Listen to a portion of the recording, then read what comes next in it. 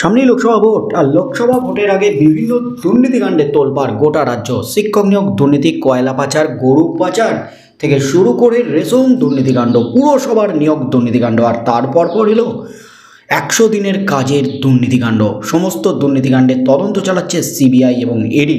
আর এই দুর্নীতিতে একাধিক বিস্ফোরক তথ্য সামনে এসেছে।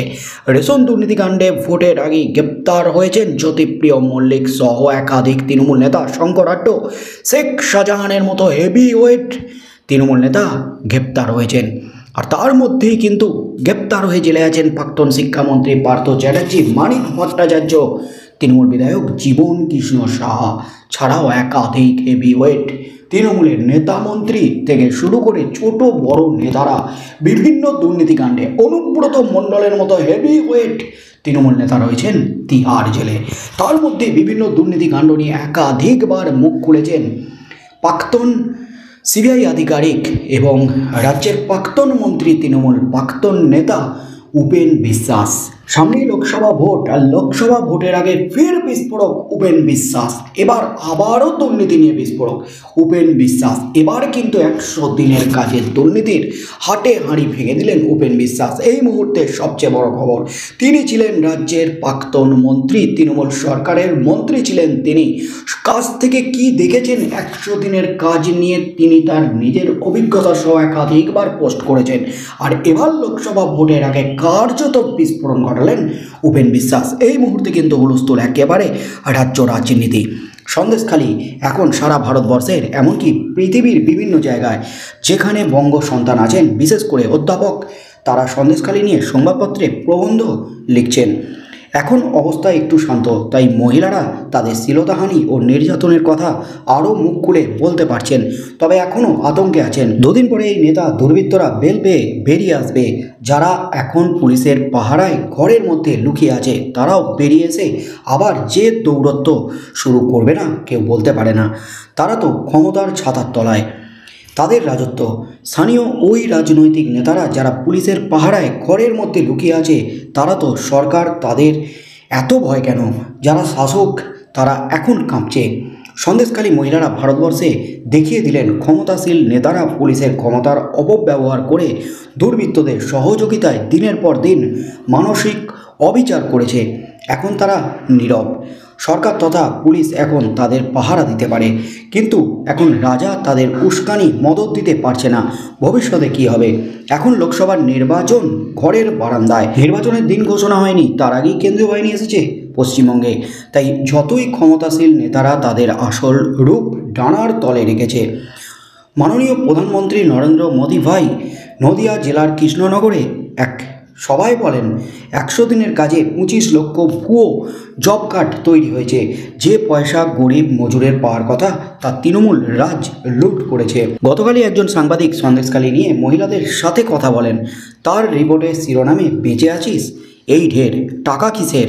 এই শিরোনাম সংবাদপত্রে চিফ রিপোর্টারের দেওয়া নয়, সন্দেশখালীর মায়েদের কথা। 100 দিনের কাজ করে যে টাকা পেতাম, ব্যাংকে রাখতাম, সেই টাকাও ওদের হাতে তুলে দিতে হতো। সেই টাকায় মদ খেত ওরা। বলতো তোরা যে বেঁচে আছিস সেই তো ঢের, আবার টাকা লাগবে কেন? নিজেদের জীবনের উপরই ঘেন্না ধরে গিয়েছিল আমাদের, বলেছিলেন পারুল কয়াল সন্দেশখালীর। 2024 সাল নয়, আমি 3 বছর পূর্ব থেকেই প্রকাশ্যে বলি ও লিখি ও সামাজিক মিডিয়া, বৈদ্যুতিন মিডিয়া বিভিন্ন সময় বলে আসছি 100 দিনের কাজে ঘোরতর দুর্নীতি হয়েছে। কে শুনে সে কথা? আজকে সে কথা আবার মনে পড়ে। আমার বাস্তব অভিজ্ঞতার কথা আরেকবার সমাজ মাধ্যমে নিবেদন করছি। 100 দিনের কাজ, নিজের বিধানসভায় গেছি, লোকজনের দাবি দাওয়া, উন্নয়ন, নতুন রাস্তাঘাট, পুরনো রাস্তা প্রশস্ত করা, মসৃণ করা, কত কাজ। ভোরে বেরিয়ে পড়তাম একটি গ্রামে, এক পরিবার থেকে আরেক পরিবারের খবর নিয়ে চলে এসে চা খেয়ে স্নান করে সকালবেলা জলখাবার খেয়ে বসতে হয় মানুষের অভিযোগ, দাবি, আবদার, বিপদের কথা শুনতে। একটি জিবির প্রেসিডেন্ট বাগদা যাওয়ার আগের দিন আমাকে ফোন করে অনুরোধ করেছিলেন তার একান্ত কথা বলবার জন্য। সেই সময় মতো আমার খাবার টেবিল, লোকজনের সাথে কথা বলার টেবিলে বসে তার কথা বলা শুরু করলো। স্যার, 100 দিনের কাজে খুব দুর্নীতি হচ্ছে। যাদের পাকা বাড়ি, গাড়ি আছে, তাদের নাম ও 100 দিনের কাজে দেখানো হচ্ছে এবং প্রচুর টাকা লুট হচ্ছে। আপনি একটা বিহিত করেন। এই রকম জেনারেল কথা বললে চলে না। তুমি নির্দিষ্ট করে বলো কাদের নামে মিথ্যা দেখানো হচ্ছে, তা না হলে মামলা করব কার নামে?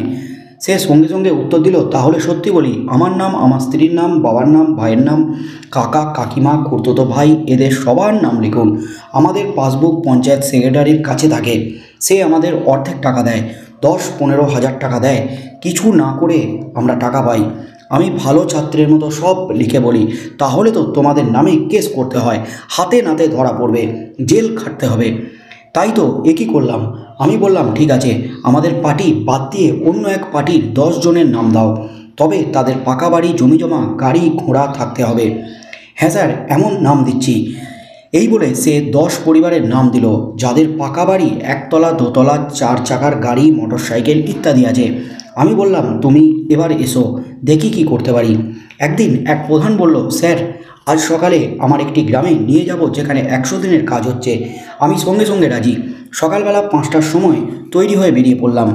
হাঁটতে হাঁটতে যে গ্রামে কাজ দেখার কথা সেখানে পৌঁছাতে 6টার বেশি হয়ে গেল। বড় দল কাজ করছে আর তার মধ্যে একজন তদারকি করছে। আমি প্রধানকে বললাম, তুমি একটু পিছনে সরে যাও, আমি ওদের সাথে আলাদা করে একটু কথা বলি।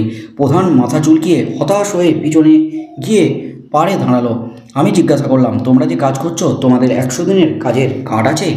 তারা উত্তর দিল, না স্যার, আমরা ওই যে কন্ট্রাক্টর দাঁড়িয়ে আছে আপনার পাশে, ওনার শ্রমিক আমরা। বেশ বুঝলাম বলে ফিরে এসে প্রধানকে বলি, তোমার এখানে তো ভালোই কাজ হচ্ছে। প্রধান বললেন, স্যার, আগের প্রধান এখানে কোনো কাজ করায়নি। ভালো কথা। ফিরে এসে সব কথা আমার স্ত্রী রেনুকে জানালাম। সে উত্তর দিল, সিবিআইয়ের অভ্যাস আর গেল না তোমার। এসব দেখলে সব লোকে তোমার কাছ থেকে সরে যাবে। নীরবে চা খেয়ে স্নান করতে চলে গেলাম। মনে পড়ে ডাইরেক্ট বেনিফিট ট্রান্সফার, সরাসরি ভূমিহীন কৃষকের অ্যাকাউন্টে চলে যাবে। কত ভুয়ো কার্ড আছে, তার হিসেব নিতে গেলে কি হবে? এই ব্যবস্থার মধ্যে আমার জায়গা হবে না। মাঝে মাঝে মনে হয় এই মমতা ব্যানার্জি মহিলা আমাকে ফেলে দিল এই কাদার মধ্যে। এমনই কিন্তু বিস্ফোরণ ঘটালেন উপেন বিশ্বাস। এই মুহূর্তের সবচেয়ে বড় খবর।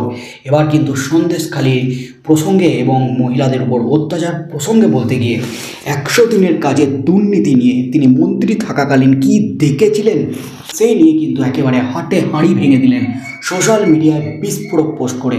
ফেসবুকে তিনি কিন্তু এই বিস্ফোরক পোস্টটি করেছে। এবং সামনেই যখন লোকসভা ভোটের আগে যখন বিভিন্ন দুর্নীতিকাণ্ডে জেরবার তৃণমূল কংগ্রেস, শাসক দল যখন প্রবল চাপে আছে, ঠিক সেই মুহূর্তে আবারও সোশ্যাল মিডিয়ায় একেবারে ঝড় তুলে দিলেন উপেন বিশ্বাস। ফেসবুকে এই ধরনের একটি পোস্ট করে কিন্তু রীতিমতো আরও রাজ্যের অস্বস্তি বাড়িয়ে দিলেন উপেন বিশ্বাস। তিনি কিন্তু স্পষ্ট লিখলেন শেষ লাইনে, এই মমতা ব্যানার্জি আমাকে কাদার মধ্যে ফেলে দিলেন। এই মুহূর্তে কিন্তু হুলস্থুল একেবারে রাজ্য রাজনীতি।